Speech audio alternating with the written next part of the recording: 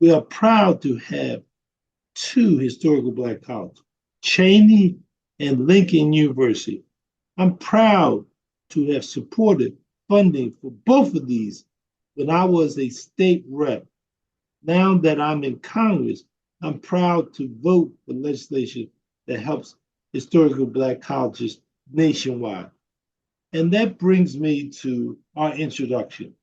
Often the historical legislation, historical Black colleges in Congress led to one of our guests today, my colleague and a real good personal friend, congressional woman, Evelyn Adams. She is a very good friend, and I know her extremely well from North Carolina.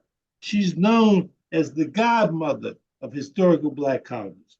I'm honored to have Congresswoman Adams as a guest today, and I'm honored to have three presidents of historical Black colleges joining me today as we have Dr. Allen from Lincoln University, Dr. Killott from Johnson C. Smith, and Adam Wilson from Cheney University. So first, I'd like to have each of our guests the opportunity to make some opening remarks, starting with the Congresswoman Adams. Don't forget about the hot dog story. She's a very good friend. So I want to thank each and every one of them. And I want to turn the program over to Felicia. Felicia?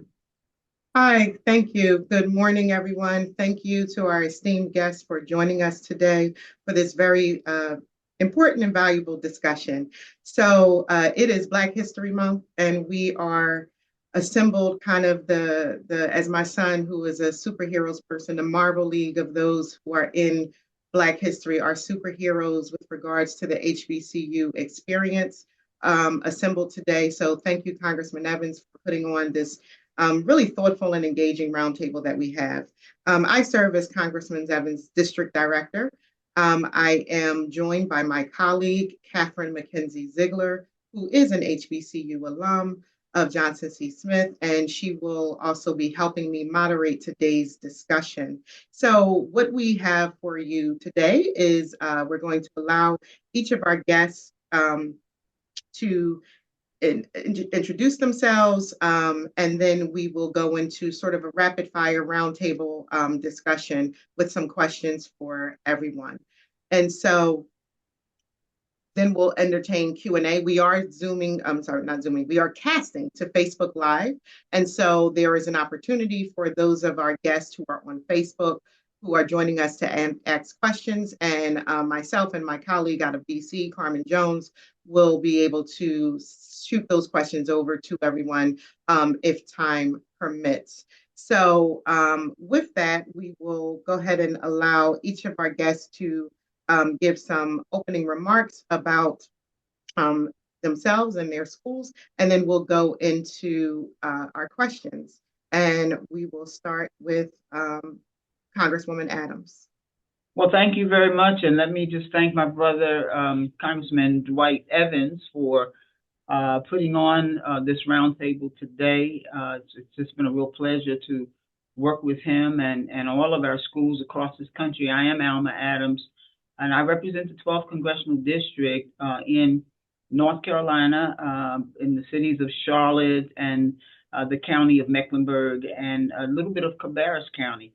I am a graduate twice of North Carolina A&T State University in Greensboro, North Carolina.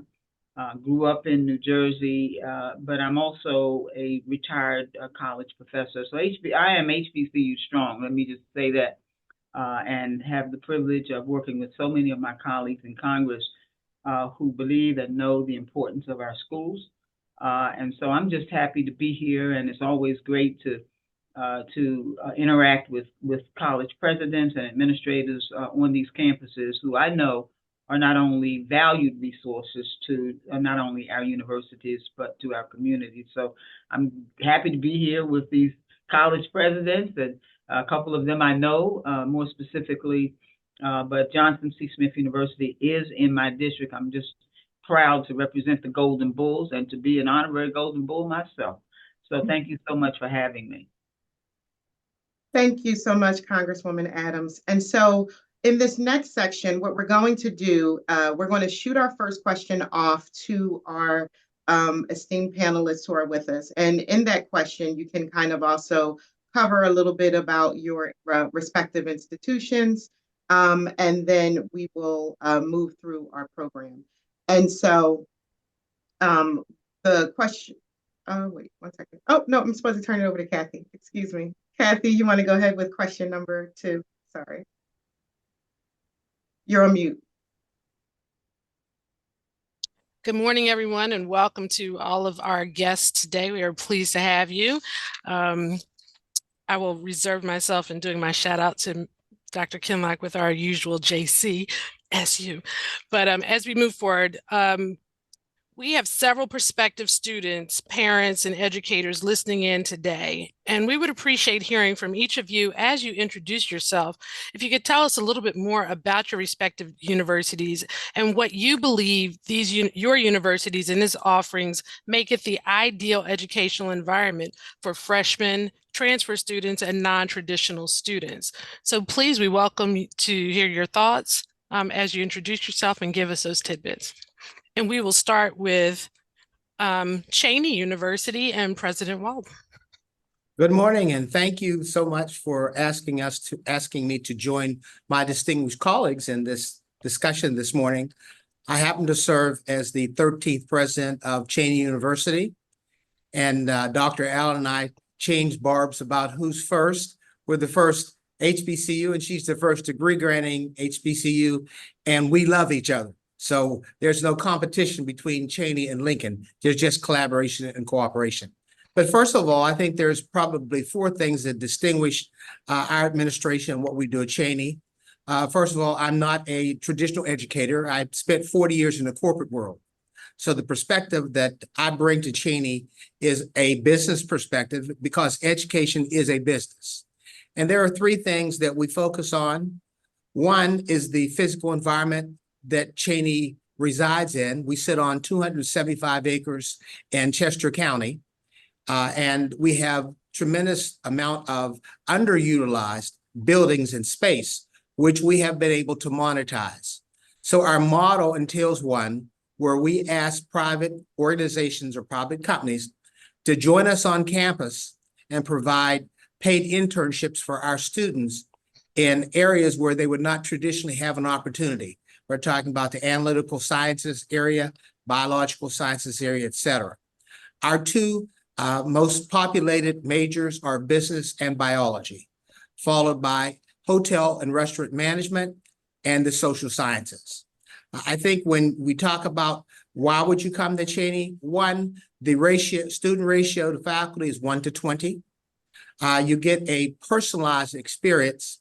And more than a personalized experience, we get to know the student because of our small population, and you're known by your name rather than by a number. So we are looking for individuals who fit the model we're trying to create. It's not for everyone. That's why we have choice among HBCUs. But if you're looking for an experience where you get to interact with the private sector before you graduate from college, have an internship, and be positioned for some of the higher paying jobs, Cheyney's the place for you to come. Thank you. Well, thank you. And next we'll hear from Dr. Kinlock and JCSU. So thank you all for having me. I am Valerie Kenlock, the 15th president of Johnson C. Smith University right here in Charlotte, North Carolina. I'm also a 1996 alum of this really great institution. And what I will offer is the fact that Johnson C. Smith, we have this bold and aggressive plan to move our university forward. We have 5 strategic priorities. We have 4 pillars that we actually rest those goals onto. And so I would also say that when we think of a place like Johnson C. Smith, we are thinking about our academic excellence. We're thinking about enhancing our student success. We're thinking about partnerships and community engagement and truly how to build and expand on existing, but how to also create and sustain new partnerships with our communities. That's a really important one because Johnson C. Smith University is located in the West End.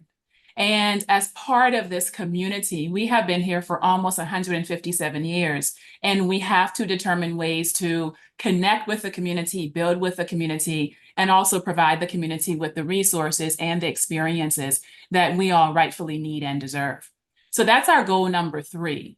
Goal number 4 that we have in our strategic plan that we are actually implementing is to determine ways to better optimize our financial and operational performance. Who are we? Who do we seek to become? And how do we maintain and sustain the structures that will get us to this place of heightened academic, social, cultural excellence? And then we advance talent.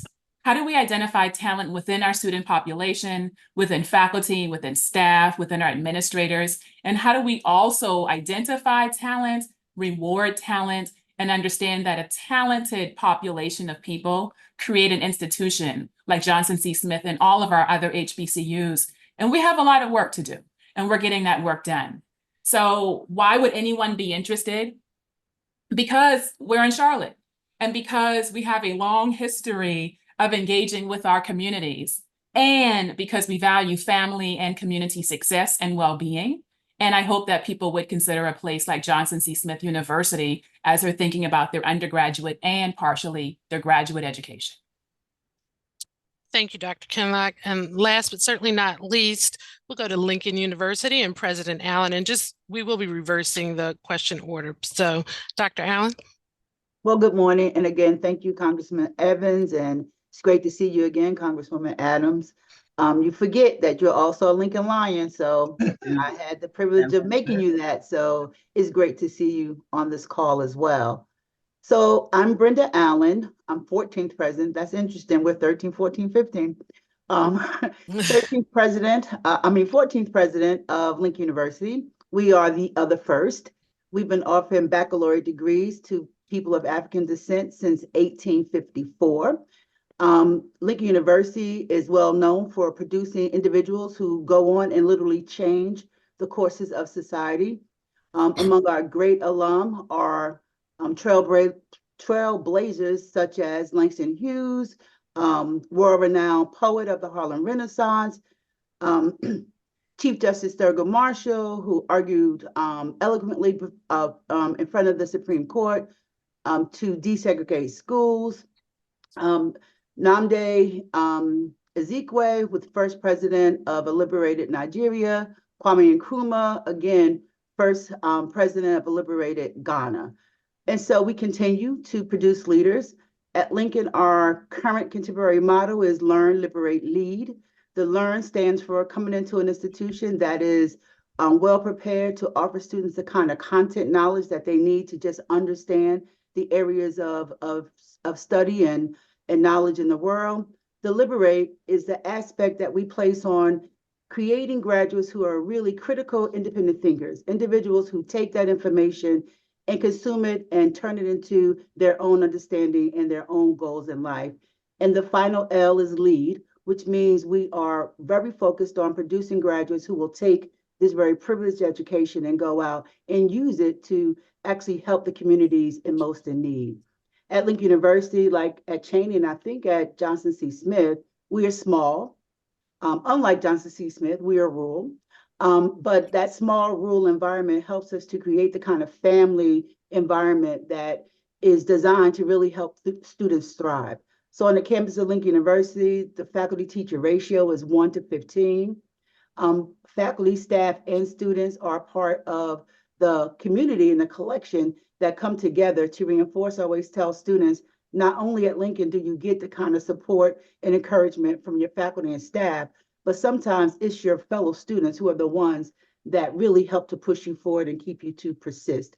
I think like all HBCUs, Lincoln University is an environment that really understands that our young people come to us with great possibility. And what we try to do is turn that possibility into reality. And so if you're looking for small, residential, liberal arts experience, one that is designed to marry the curricula and co-curricula, one that places a lot of emphasis not just on content, but in creating individuals who are also independent, critical thinkers, individuals who are good communicators, both written and orally, those who are problem solvers, not afraid of creativity, not afraid of novelty, then I think Lincoln becomes the institution for you. Great. Well, thank you so much, Dr. Allen. And so I think, Felicia, I'm throwing back to you for, we want to hear from Congressman Adams. Absolutely. Thank you so Congresswoman much. Adams. Thank you so much, Kathy. So as Congressman Evans indicated in his opening remarks, we are joined by Congresswoman Alma Adams, who has been affectionately and appropriately known as the godmother of HBCUs. And so we want to thank you, Congresswoman Adams, for dedicating some time with us today. And our question to you is to please share your passion and reasoning for leading the effort to create the Congressional Bipartisan HBCU Caucus. Well, thank you so much for your question. Again, it's great to be here. It's good to see the president and right. I do have that degree. I'm so proud of that as well. I am a retired 40-year faculty member at an HBCU. I'm a two-time graduate of an HBCU. I made a commitment early on because of the commitment that HBCUs made to me, and because of my experience not only as a teacher on an HBCU campus, I made a commitment when I came to Congress to our schools. I wanted to give back because I got a great education at an HBCU. So I founded the bipartisan HBCU caucus, basically to do three things. One, to expand the knowledge base nationally about our schools, about their relevance, about their importance, and the contributions that our schools are making. Secondly, to educate the Congress about our schools and the relevance of our schools. I got to tell you, some people in Congress that look like me didn't really know about HBCUs. So we wanted to make sure that the Congress understood. So education, being an educator, of course, education had to be a part of this. And then third, I wanted to create, through this bipartisan legislation, to this bipartisan caucus, to create bipartisan legislation that would ultimately provide the resources and the funding to support these institutions. I just believe education is not a partisan issue, never has been. Many of our HBCUs reside in Republican districts. Most of them are in the South. But nevertheless, I felt that this was a commitment that the entire Congress needed to make. And I've got to tell you that prior to my coming, clearly the Congressional Black Caucus has been really working on this issue. Now, along with the bipartisan caucus, we've been leading a charge to really promote these schools and to advocate for the issues that are important to them. That was my primary reason for creating the caucus, and I will tell you that as a result of having created it, the recognition of our schools has increased. Greater appreciation through the work that we've been able to do has led to greater engagement, greater investment, and an expanded knowledge, and that's really what we needed to do. Not only with the Congress and with the public, but also with corporate America as well. Great. Well, thank you, Congresswoman Adams. And I think, you do raise the point of the awareness of HBCUs in and around. I was fortunate enough to be a legacy HBCU grad. My dad did attend Johnson C. Smith in class of 51, but I also do know from my work in the school district here in Philadelphia that there are quite a few students that were unaware of HBCUs and the fact that they existed. And so, we're celebrating Black History Month, and each of you are coming from institutions that are well over 150 years old. Let's see, founded in the 1800s. So Cheney in 1837, Lincoln in 1854, JCSU in 1867. So there is a tremendous amount of history with respect to each one of these universities. And as people do today question sometimes the relevance of HBCUs even today, we would appreciate hearing your perspective on the vital role HBCUs have played historically, as well as their relevance today for people of color, as well as non-minorities that are now attending HBCUs. So we would like to, Congressman Adams, would you like to speak on that before we go to our presidents? Well, let me just say that we do hear that question sometimes about why do we need HBCUs? And I said, what in the hell would we have done and would do without our HBCUs? Because we still play a key role in the Black community and in the communities at large. We have taught and nurtured generations of leaders in multiple fields. We contribute about $15 billion annually. When you look at the 200 years of discrimination and inequality, HBCUs have continued to lead the charge, producing some of our nation's greatest talent. 27% of all African-American STEM graduates, 40% of African-American engineers, 50% of African-American lawyers and teachers, and 80% of African-American judges. So I still say we could not have done what we've been able to do without our schools. And I think that that's really important. Historically, we were created in a really for a unique purpose, because our kids who look like me and many of us on this call, were not able to go to the other schools. And so this was, as I think the congressman said in his opening, this was a need that we had.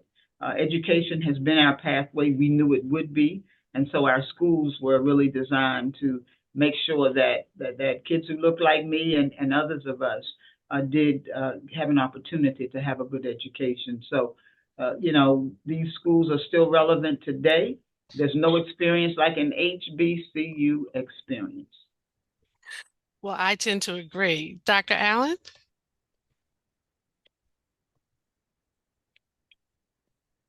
Sorry, getting off mute. And then I neglected to say that I am also a graduate of an HBCU, in particular Lincoln University, and my master's and PhDs are both from Howard University. So I'm HBCU proud and strong, and have benefited from a great education in my career. I think it's really worth repeating those statistics that Congresswoman Adams laid out, because when people talk about relevance, I think the success of our institutions is really the reflection of our contemporary relevance. So while HBCUs only account for about 3% of all higher education institutions in this country, for African Americans, still 20 to 22% of us receive our baccalaureate degree from an HBCU. So we're punching well above our weight in terms of creating Black excellence. Again, you can't downplay those stats. 80% of all Black judges went to an HBCU, 50% of all physicians, 50% of all dentists, 25% of those who get degrees in STEM went to an HBCU. I think also important among those statistics is that over a 15-year period, or over a lifetime, I think the data from UNCF shows us that African Americans who attend an HBCU end up making nearly $1 million more over their lifetime than African Americans who attend any other kind of an institution. So when we talk about relevance, I think the success of HBCUs is the best answer to the relevance question. We are still producing Black excellence. We have been credited for producing a Black middle class because of our existence, and we continue to do that. And we do that with less resources than most other institutions. And so again, with the advocacy of people like Congresswoman Adams in Congress, and some state initiatives, we're getting more resources. But if you look at our level of resources relative to some of our PWI counterparts, we are at about a quarter, and that's an overestimation of what they have in terms of investment. But when you can do what we do with the dollars that we have, imagine what we can do if those dollars were more equal to some of the other institutions. Absolutely. President Walton. Thank you. I'm a student of the more things change, the more they stay the same. And if we look at the struggles that African Americans faced in the early days, people of color to make a living, gain an education in a discriminatory society continues to exist. And we can't take our foot off the pedal at this point. As I mentioned, having a business background, everything for me is ROI, as return on investment. HBCUs are the greatest return on investment that we can make. And I think Dr. Allen characterized it very succinctly when she talked about social mobility. Those individuals who've gone to HBCUs show a higher level of social mobility than all the Ivy Leagues and other schools put together. Today happens to be Cheney's 187th Founders Day. So we're happy to be here, and our theme for today is resiliency. And I think we need to be unapologetic in continuing the struggle and making an opportunity for our students that would not normally have an opportunity in any other environment. Not that they don't have choice, but I think we offer a choice that gives them a greater return on the investment they're going to make. So we're honored and pleased to be able to share our day with you and our birthday. Sorry, I don't have any cake for you, but you can have some virtual cake. So thank you for this opportunity. Well, thank you, President Walton, and congratulations to Cheney on such a milestone anniversary. President Kinlock. Yes, congratulations to Cheney. I wish I could be there and eat cake and celebrate with you, but maybe in the future. And so what I would add is, first of all, I would start with you, Catherine. You know, you are a former National Alumni Association president representing Johnson C. Smith University. You graduated from this fine institution just like I did, and you've gone into the world and you've contributed miraculously to communities and to people who really need us. That's the relevance. That's an example of the relevance of our HBCUs. It is to educate, to nurture, and to prepare, particularly, not exclusively, Black people to enter into the world and to leave the world better than we found it. And that is what we do at all of our HBCUs. There is a commitment to Black excellence. There is no apologies. There's a commitment to equity and justice, freedom and liberation. There are no apologies to that. And so we enter into these spaces. We walk on our campuses, we go into our surrounding communities, and the commitment has to be clear. When other people and places did not want us, did not allow us entrance into their institutions, people who look like us created brick by brick historically Black colleges and universities in this country as a response to injustices educationally and economically, and as a way to uplift and elevate Black people and Black communities who wanted experiences within higher education institutions. And so if we just start with that brief history, then there is no question about the relevance today of our historically Black colleges and universities. It is to cultivate, create, and sustain a presence, a purpose, and to have power economically, educationally, socially, culturally in this world. We contribute to this economy in many ways. And it's not just through higher education, but that's definitely one way that we contribute. And when we think about contributing to this world, we have to also remember that what is it that we seek to leave? What is it that we seek to give back? How do we elevate other people to understand the purpose and the functions of historically Black colleges and universities? And how do we maintain our mission and vision? Here at Johnson C. Smith, we have a transformative mission to prepare, to educate, to thrive in this world alongside other Black people and other people of color, to create opportunities that oftentimes have not been provided to us. If we are not doing that ourselves, then I cannot expect anyone else to do it for us. And that's the value of going to and attending and working at an historically Black college in this country. And so that's the relevance in part. Well, thank all of you. Very well said for all of you. Loved all the stats. Felicia? Great, thank you. Thank you so much for sharing such valuable information. And again, we are, joined by possibly some high schools who are here listening, and this is recorded and on the Congressman's Facebook page. And we even had in our outreach some schools who unfortunately have a problem with being able to access things via Facebook, ask for a recording of this Zoom so that they can share it at a later time. So I just appreciate the information that is being presented so that our young people here, particularly in Congressman's 3rd Congressional District, have access to this information. Our next question is for Congressman Evans and Congresswoman Adams. And one of the things that we thought was relevant to bring up today, specifically as we close out our Black History Month, is that the teaching of Black history and affirmative action in higher education have come under attack recently with the Supreme Court ruling and curriculum changes in Florida and other states. What can be done at the legislative level to ensure that our HBCUs can continue to not only survive, but also thrive? And we can start. Go ahead, Congress. When we start at Congresswoman Adams? Sure, absolutely. Thank you. Yes. Oh, okay, thank you. I thank the gentleman for yielding. Let me first of all say that you can't teach American history without teaching Black history. Black history is American history. And I do think it's always important for young people to be in environments where they are valued and appreciated, and the educational experiences that they get are really geared towards their background.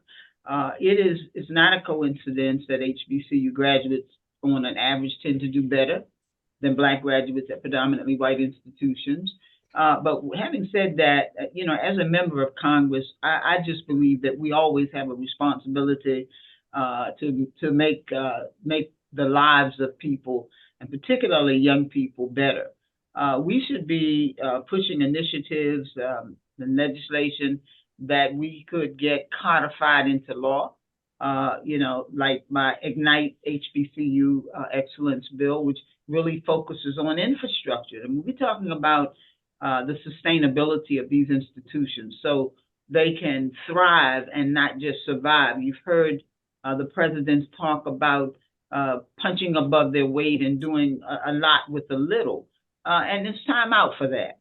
It's time out for that. We really need to make sure that we invest in our schools. And much of that, as far as I'm concerned, has to be done through law. If we're legislators, we make the laws, and I think that's one of the things that we could do.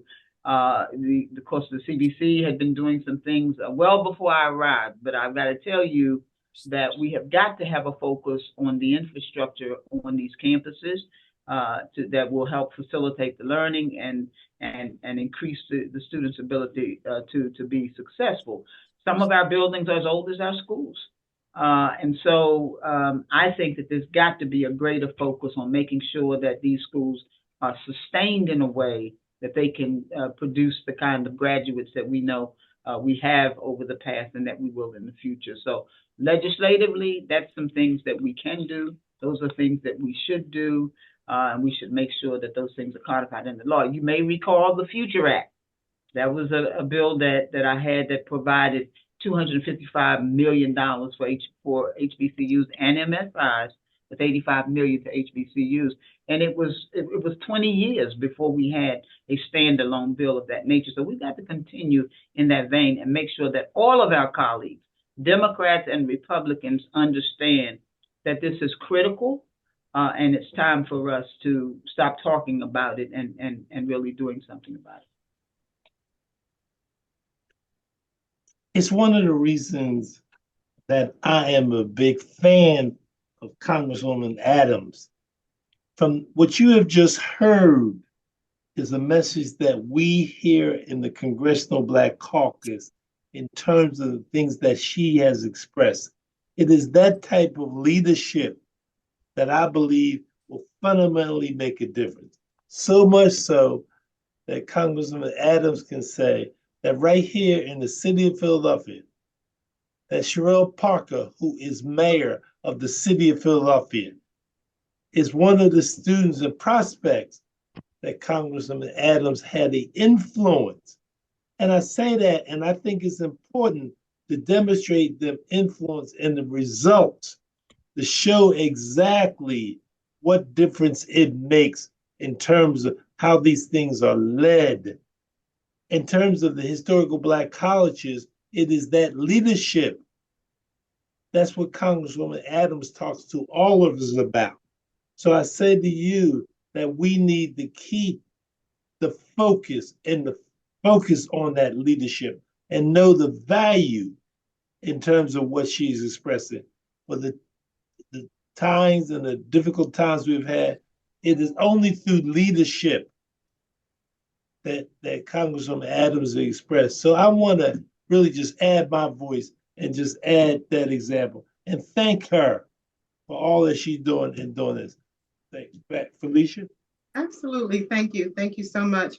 And thank you for sharing those perspectives. I think Congresswoman Adams, you talked a little bit about just exposure for young people to be able to just know about HBCUs existing and what their relevance is and how important they are to many fields.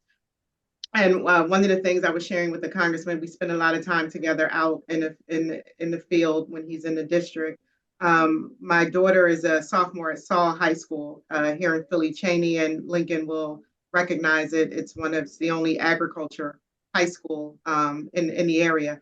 And she's a horticulture major. And I was sharing with the congressman, we were having a conversation one time, and she's like, yeah, I got to look up these land grant institutions because these land grant ones for HBCUs, they have the biggest STEM and agriculture things. And I shared with the congressman, I said, what does a 10th grader know about land grant institutions? And where is this coming from? So I think this is excitement about HBCUs. And I think Kathy was going to share a little bit also about just we're seeing it now. You know, we had prime position at the Super Bowl and all of these other things.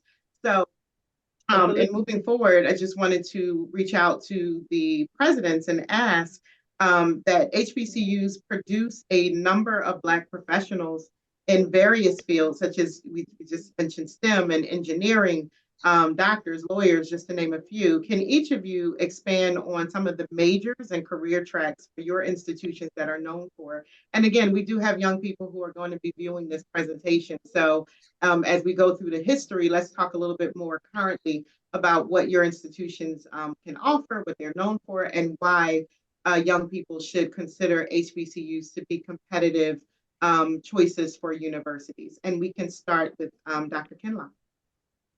Absolutely. Thank you for the question. So Johnson C. Smith University, you know what, I'm going to start answering this question by saying in 1992, I left my hometown in Charleston in the state of South Carolina, and I traveled here to Charlotte, North Carolina to attend Johnson C. Smith University, the only institution that I applied to because it was the first one and they accepted me and gave me scholarship and a summer opportunity. And coming from the segregated South to the segregated South, coming from a working class Black community where I had no idea how I would fund a college degree or education. My father was a retired truck driver. My mother is a retired nurse, and I have two older brothers. So as a first generation college student, I needed to be at a university where I could afford to be, but also one where I could be seen and I could feel as if I'm being seen by faculty, by staff, by students. And I landed here at Johnson C. Smith. I came in as an English major and a chemistry major. And so I think about my experiences, and I also now think today about what is it that we must do to provide the academic experiences that our students rightfully need, but they should actually have. So here at JCSU, we have 4 colleges. We have a College of Liberal Arts, and in the College of Liberal Arts, we have various majors. We have criminology, communication arts, interdisciplinary studies, music, political science, psychology, which spans another college. We also have a College of Business and Professional Studies, and everything from sport management, public health, business administration. In our College of STEM, which is a third college we have here at JCSU, we have majors in biology, chemistry, computer engineering, computer science and information systems, mathematics. We also have a Department of Social Work where people can come and get an undergraduate degree, but they also can get a graduate degree in social work. And then finally, we have the University College and Student Success. And that is a college that provides support and services to all of our students. We have success coaches, we have mentors, we have our Upward Bound programs, our TRIO programs, and other federally funded programs. And those programs are connected to that college. All of this is to say, when students are applying to a university, and if they elect an HBCU, and if they decide to come to Johnson C. Smith, the things that I want students to think about along with their families or their larger network would be, what is it that you seek to do? You might not know what your major is, but what is it that you seek to do?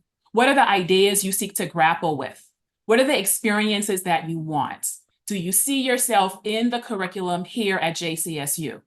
how might you actually see yourself beyond the academic curriculum, also into the social and cultural experiences that we offer at this university, in the surrounding community, and really across the entire city of Charlotte in North Carolina? And those are the types of questions we have to ask ourselves, and our students have to ask themselves as well, in order to think about, do you want to become a doctor, a nurse, a social worker? Do you want to become a university president?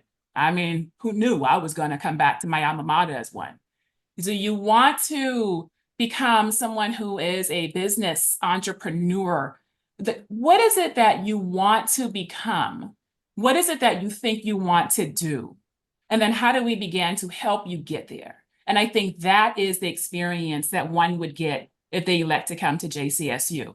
And finally, in the heart of all of that, regardless of who you are, racially, ethnically, linguistically, religiously, at the heart of all of that is a focus on Black excellence. And we're working on that focus across the diaspora. And so what does it mean to focus on Black excellence in every single thing that you study? And those are some of the experiences that we offer here at Johnson C. Smith University. Thank you so much. Dr. Allen?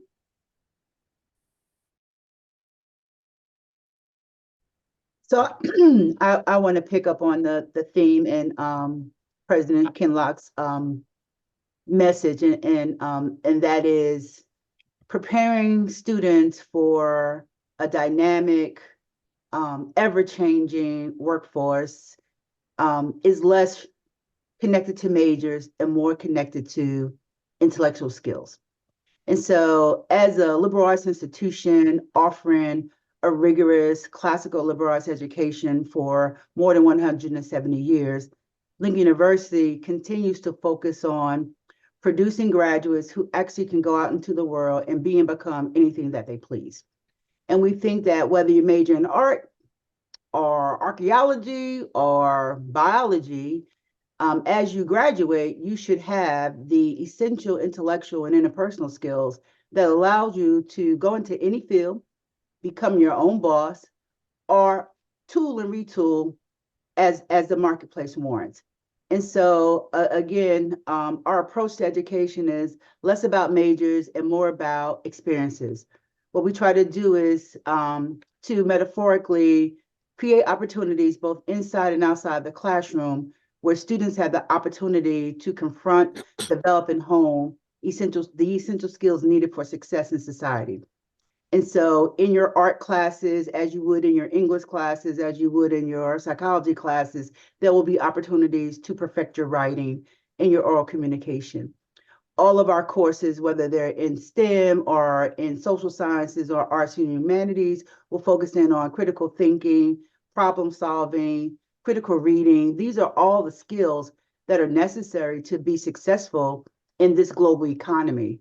You know, also on top of that is the need to really develop and perfect your interpersonal savvy. Are you able to work in teams? Do you understand diversity? Do you just know how to get along, right? Because you're going to have to walk in this world among a lot of different people. Sometimes people believe that if you come to a historically Black college, you're going to miss the experience of diversity because they don't perceive us to have diversity. There's a lot of diversity among African-American people, number one. And many of our campuses also have individuals from other ethnic groups and backgrounds.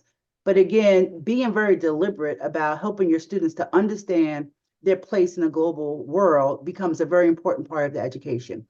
And so our students come and they major in STEM fields. We have computer science, chemistry, engineering sciences, biology, all the standards, social science, criminal justice, sociology, psychology, human services, as well as the arts and humanities, music, English, art.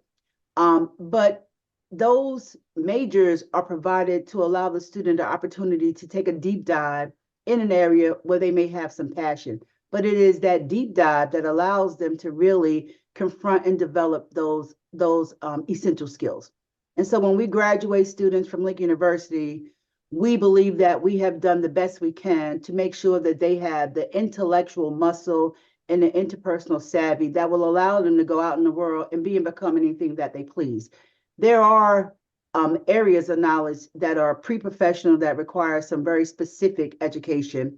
Social work is one of them, education is another, and we can name a whole lot more, nursing. But in a liberal arts institution, what we try to do is provide you with the basis so that if you graduate and decide you want to go into any of those fields, you have the foundation that allows you to continue if that's what you want to do, but you also have the skills that allow you to start in most of those job areas that, number one, don't necessarily have a major connected to it. But the other thing we have to remember, and especially for our communities, is that the marketplace is so dynamic that some of the jobs that students who will enter our colleges in this fall don't even exist yet.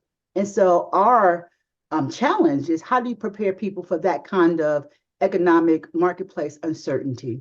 And we believe that the liberal arts has been successful in doing that for millennia. And so we want to continue that tradition for African American students. Thank you so much. President Walton. Thank you. I don't want to overemphasize the importance of the advocacy of Representative Adams in the IGNITE program. It was aimed at looking at some of the smaller, more challenged institutions and providing a pathway for them to have some level of parity with some of our larger institutions. And I thank you for that work you've done there and continue to. That's important to us. Because when you're talking about a small school, and, you know, we've talked about the different majors that we all offer, we can't be all things to all people. So we have decided to become a boutique type of a university where we do focus a lot on the biological sciences and on business and the hotel and restaurant management industry, but it's more of the why versus the what. We know why you want to do things, but we know what you want to do, but we want to know why you want to do it. Our aim is to make sure that our graduates get out of here with the tools to make them successful in whatever field of endeavor they want to pursue.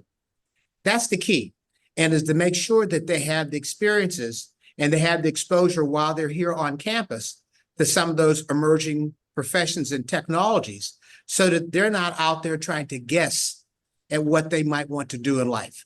So our focus continues to be the relationships that we have with the public, private partnerships, and the opportunities for our students to engage with those organizations prior to graduation and work for those organizations when they leave here and get a jump start.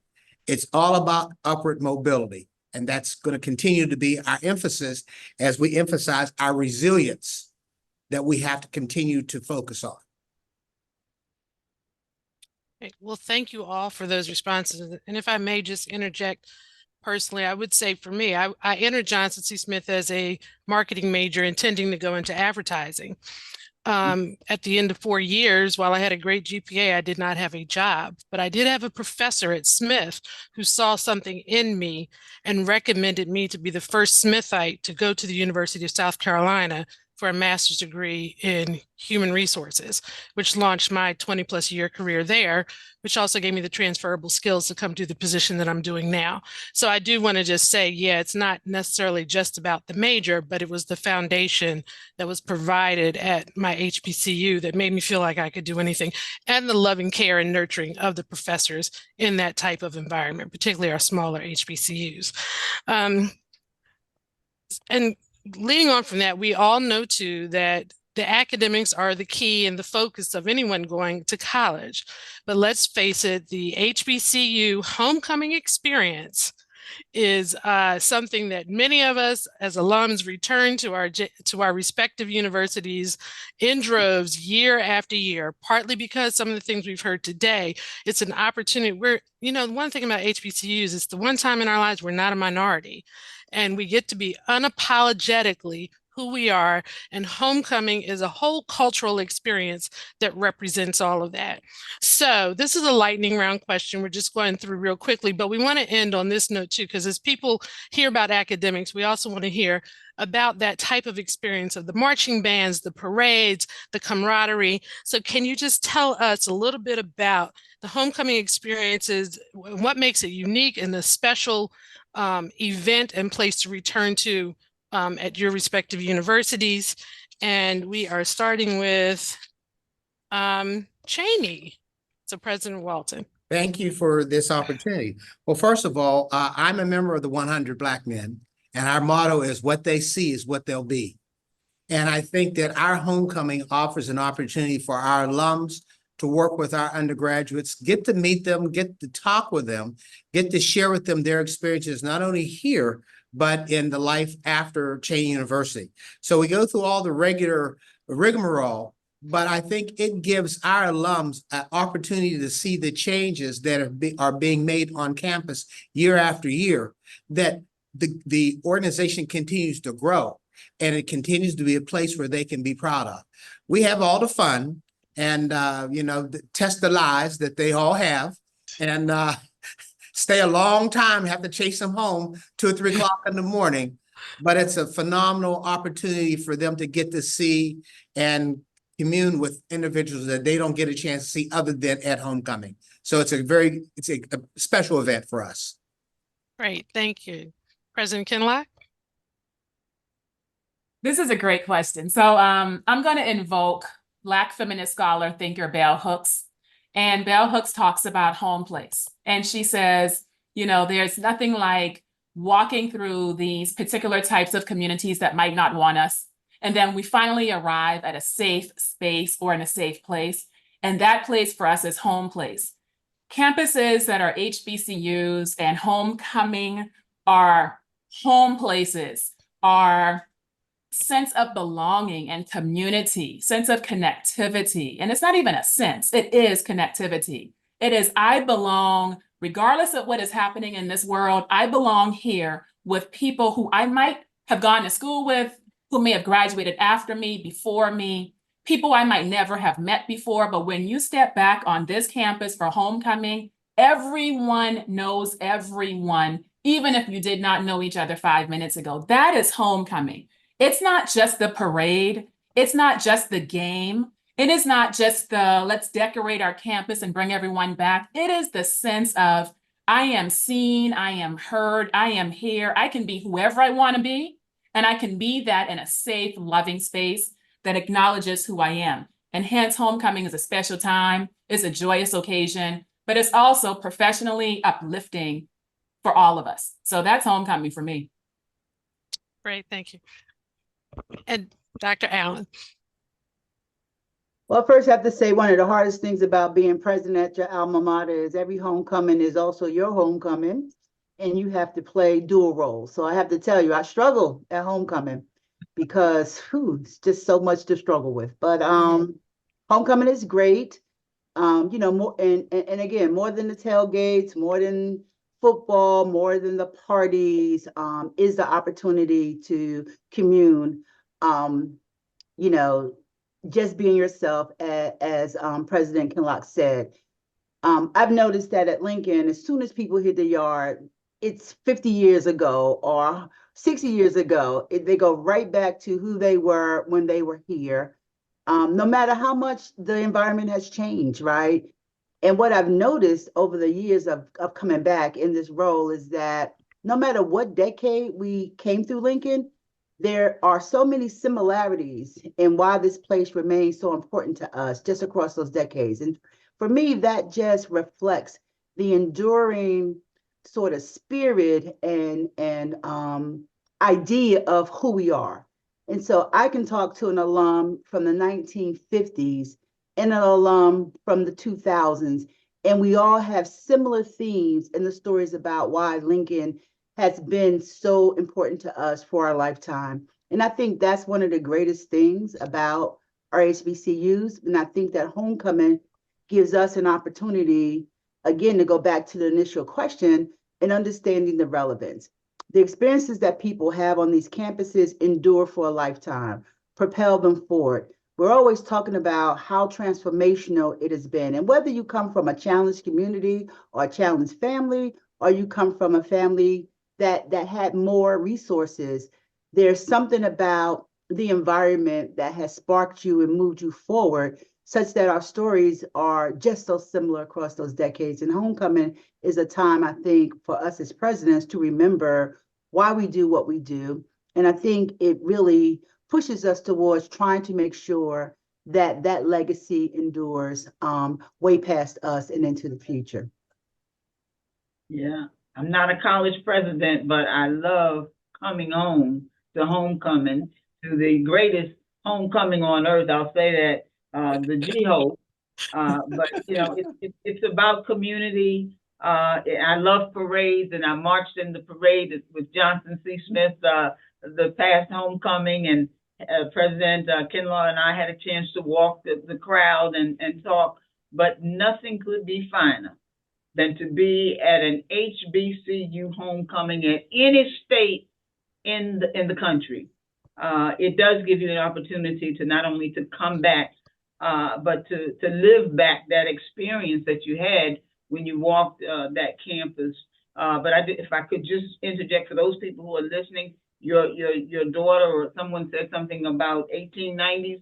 There are 19 of them across the country.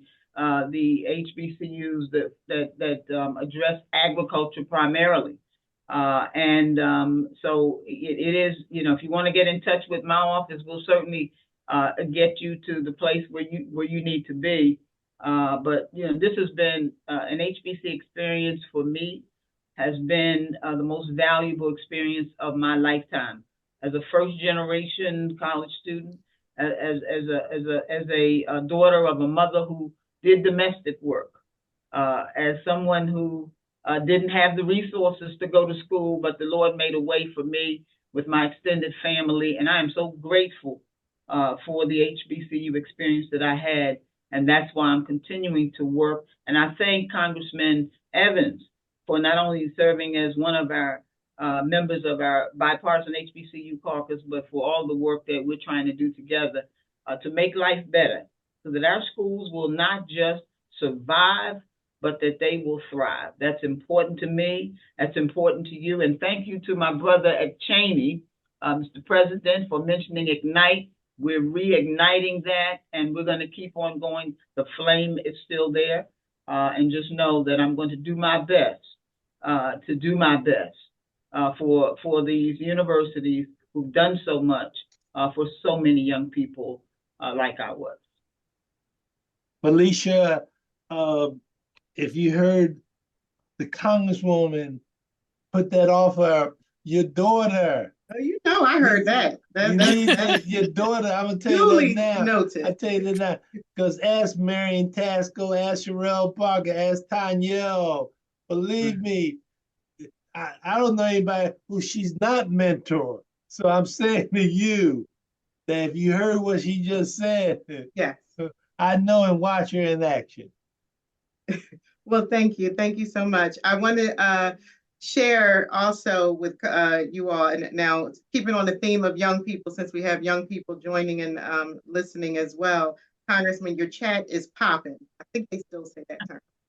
So with that, so there's a lot of activity happening on in the chat of this Facebook Live, but we certainly thank all of our viewers and hope that you share this video. The more exposure we get, the more these illustrious institutions can get their enrollment high and offer more more opportunities to young people. There's several shout outs happening specifically for Dobbins Tech High School here in Philadelphia. Sylvia Sims, a well-known person to our office, is shouting people out. So thank you so much. And Quabilla Divine, thanks Congressman Evans for this information that is being shared today. There are JCSU for the entire cheering section. So Dr. Kinlock, you are well represented, as well as our two institutions, Lincoln and Cheney, who are in our backyard here in Philadelphia and Pennsylvania. And then also, we cannot have this discussion without the Divine Nine as a huge part of what we do in terms of what HBCU means to those. Oh, look at Rep. Adams. Okay, there the ladies go. Okay, I think those are AK. I'm not a member, but I think those are AKA our own Kathy is a Delta. Thank you, Wanda, pulling up the Delta. Then President Walton, was that Kappa? What was that? Kappa. Absolutely. All right. So in the chat, we were perusing through, again, just positive feedback to everyone. And so before we offer our closing remarks, We do want Congressman is being very modest. We do want it to be known that the Congressman has voted for much of the $7 billion federal dollars provided to HBCUs during the first 3 years of the Biden-Harris administration. And so we, when we have this discussion with our members of Congress, it's important that we talk about, having those allies and having those champions for our HBCUs, because it works hand in hand. We need government to be able to assist us and to provide you all the resources to do the work that you do. And so I think I covered most of the things I saw in the chat. We'll put our office information up as well for anyone who is joining us to reach back out to us, to engage with our office on a one-on-one basis about how we can be helpful. And we will now offer any closing comments. So we'll give each panelist a chance to just close out, and then we'll end with Congressman Evans. And so, Rep. Adams, would you like to give any closing remarks? Well, I just want to thank the congressman and all of the presidents who are on this panel, and just to thank them for their work. Service is indeed the rent we pay for living on this earth. You've kept your rent fully paid up, and just know how much I appreciate it. Not just for what you're doing now, but for historically what our institutions have offered to people like me, a poor Black girl walking those ghetto streets. Yet there was an HBCU that took me aside, made a committed investment in me. And I just think that it's so important, as you're continuing to invest in the young people who will come through your doors, to know that we're going to have your back. We're going to continue to work hard to make sure that our schools not just survive, we've got to thrive. And that's my pledge to you. That's my promise to you.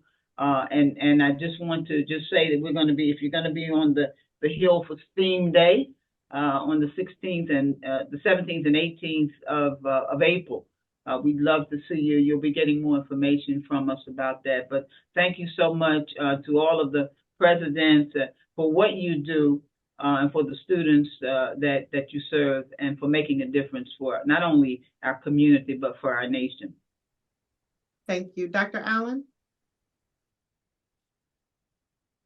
I would also like to offer my gratitude for being invited to be a part of this panel. It's always great to see Congresswoman Adams and my buddy down the road, President Walton, and President Kinlock and I share a lot of time on CIAA. So I'll see you next week in Baltimore. I just want to say, while we all like to think our stories are unique, my story is not that unique. Like Congresswoman Adams, I came to an HBCU from the inner city. I grew up in Newark, New Jersey, and landing on this campus, landing on the campus of Lincoln University back then, was just so transformative for me as a person. I know that I sit before you now as president of this institution because of the education I received here when I was 18 years old and left here ready to go on and take on the world. That power still exists in our institutions. Young people are still going on. We've mentioned the new mayor, Sherelle Parker, 1994 graduate of Lincoln University. So, we're just so proud that we continue to produce leaders who go out and change the world. And if you want to be a world changer, I think you should really consider looking at some of our HBCUs, because we will give you the love and the care and the quality education that will allow you to go on out in the world. And as I said, be and become anything that you please. So I'm HBCU made, as Cheney Made says, and proud to be a 3-time graduate of historically Black colleges. Thank you so much. And Dr. Kinlock? So, this is a great way of spending my Friday morning. So I want to thank you all for inviting me. I will say this, at Johnson C. Smith University, as other universities, but I'm going to speak about JCSU. We have great faculty, great staff, great administrators, but we have amazingly great students. And our students just need opportunity, everyone. Like, we need to provide opportunity to our students. When you look in the eyes of a young person on this campus, like I do every single day, and you can see either struggle or strife, but beyond that struggle, you see a beautiful and brilliant and amazing human being who just needs someone to believe in them. And hence, I decided to come back to my undergraduate alma mater because I'm in the world doing work at other places, but I needed to be here at this HBCU that cultivated me when I was a student. And I see so many students who remind me of the shy Valerie from the 90s, who somehow, in many ways, believe that, oh my God, what am I doing and how am I going to pay for this? Does anyone believe in me? And when I see students who remind me of parts of myself, there is no choice. We've got to do the work. We've got to be committed. We have to give people, our students, opportunities, because if we give opportunity to our students, we're also giving opportunity to families and communities. And so I would just end on saying, the people who work here work hard. They give abundantly, and they care so deeply about every single student and family who come on our campus and who study here. And that's what I want for all of us. But I want opportunity to translate into not just me looking at a student, but me being able to say, I have funding for you. I have resources for you. I'm going to find a way. And that's the commitment that we have to make. And so I love my HBCU, but I love all of our HBCUs because we will find a way when no one else thinks we can. And that's what we do day in and day out. Thank you so much. And President Walton. Yes, I'd like to thank Congressman Evans for pulling us together to have this conversation, and Congressman Woman Adams. This is extremely important. I'm going to run off to our Founders Day beginning. But before I do that, let me just share this with you. I try to meet with all groups of students that come to Cheney University. And I want to do that because they need to know who I am and I need to know who they are. And the first thing I ask them to do is find out as much about the university while they're here as they can, because they're in a position to make a choice and they need to make informed choices. So it's not for everyone. So we want our students to have information so that when they make the choice, it is a choice that they actually made for themselves. So thank you so much. And I'm running off to our celebration. Absolutely. Thank you for joining us, for the time that you were able to give to us. We appreciate it. So before I turn it over to Congressman Evans for closing remarks, I just want to express thank you to my colleague, Catherine Ziegler, for helping to organize today's discussion and this panel. Every Black History Month, it's been a thing for our office that the Congressman does a special event. And so we just are thankful to all of you for giving your time and energy with us and spending it with us today to hopefully educate some people, to show appreciation for our HBCUs, and then also to just ensure that there is no American history without Black history. And so, while February is our month to celebrate and get the word out, we are who we are 365. And so encouraging and getting more students to be engaged with each of your respective universities is always our goal. So, and it's about, as the Congressman shared, when I shared about my daughter, it's all about exposure. Young people have to know that these institutions exist. I share with my kids all the time growing up that, I picked an HBCU to attend when I was out of high school because I had influences such as A Different World and School Days had come out in those times. And that was my exposure, just being able to have something to reference. And so I think it's important that we highlight HBCUs now so that young people have the opportunity and know that there are great options and a place of belonging that I think has already been expressed. So Congressman, would you please like to provide closing remarks as we end your Black History Month presentation today? I'd like to say thank you to each president and to my colleague from the great state of North Carolina. I thank you for all coming together. And as was expressed, this is about the young people. This is about the opportunity. So I sincerely thank all of you for participating and thank the staff for the great job you have done. So Felicia.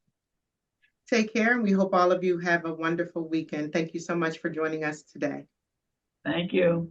Goodbye, Madam President. I'll see you around. Both of you. Bye-bye.